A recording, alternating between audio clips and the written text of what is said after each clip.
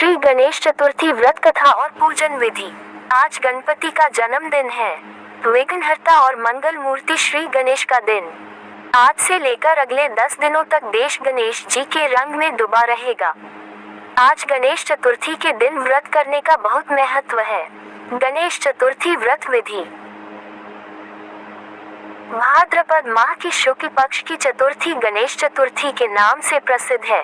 इस प्रातःकाल स्नान आदि से निवृत्त होकर सोना, तांबा, चांदी, मिट्टी या गोबर से गणेश की मूर्ति बनाकर उसकी पूजा करनी चाहिए।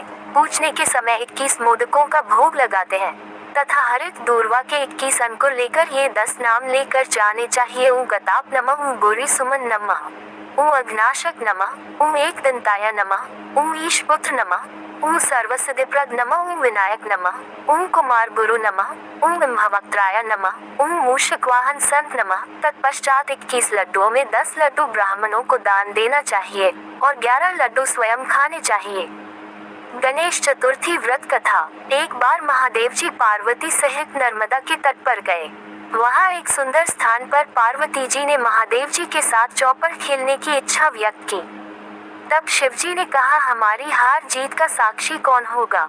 पार्वती ने तत्काल वहाँ की घास के तिनके बटोर कर एक पुतला बनाया और उसमें प्राण प्रतिष्ठा करके उससे कहा, बेटा, हम चौपड़ खेलना चाहते हैं, किंतु यहाँ हार जीत का साक्षी कोई नहीं है।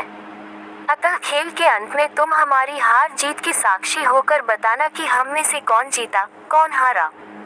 खेल आरंभ हुआ। दैवयोग से तीनों बार पार्वती जी ही जीती। जब अंत में बालक से हार जीत का निर्णय कराया गया तो उसने महादेव जी को विजयी बताया। परिणामतः पार्वती जी ने क्रुद्ध होकर उसे एक पांव से लंगड़ा होने और वहां के कीचड़ में पड़ा रहकर दुख भोगने का शाप दे दिया। बालक ने विनम्रता पूर्वक कहा, माँ, मुझसे अज्ञानवश ऐसा हो गया है। मैंने किसी कुटिलता या द्वेष के कारण ऐसा नहीं किया।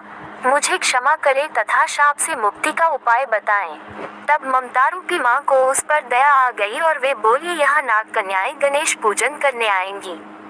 उनके उपदेश से तुम गणेश व्रत करके मुझे प्राप्त करोगे। इतना कहकर वे कैलाश पर्वत चली गईं। 1 वर्ष बाद वहाँ श्रावण में नाग कन्याएं गणेश पूजन के लिए आईं। नाग कन्याओं ने गणेश व्रत करके उस बालक को भी व्रत की विधि बताई। तत्पश्चात बालक ने 12 दिन तक श्री गणेश जी का व्रत किया। तब गणेश जी ने उसे दर्शन देकर कहा, मैं तुम्हारे व्रत से प्रसन्न हूँ, मनोवांछित वर मांगो।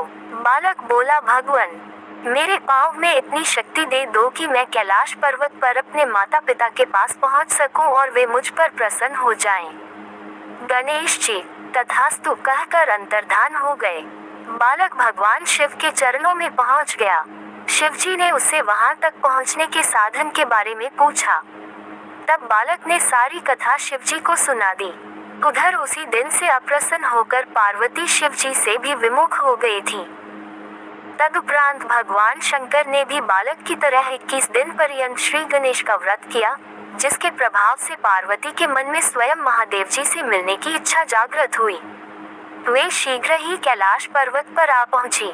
वहां पहुंचकर पार्वती जी ने शिव जी से पूछा, भगवान, आपने ऐसा कौन सा उपाय किया जिसके फलस्वरूप मैं आपके पास भागी भागी आ गई हूँ? शिव जी ने गणेश व्रत का इतिहास उनसे कह दिया। तब पार्वती जी ने अपने पुत्र कार्तिकेय से मिलने की इच्छा से 21 दिन पर्यंत 21-21 की संख्या में दूर्वा, पुष्प तथा लड्डुओं से गणेश जी का पूजन किया। 21वें दिन कार्तिकेय स्वयं ही पार्वती जी से आ मिले।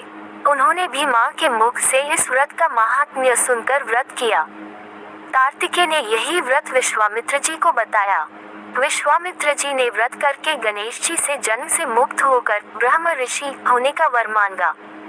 गणेश जी ने उनकी मनोकामना पूर्ण की। ऐसे हैं श्री गणेश जी, जो सबकी कामनाएं पूर्ण करते हैं।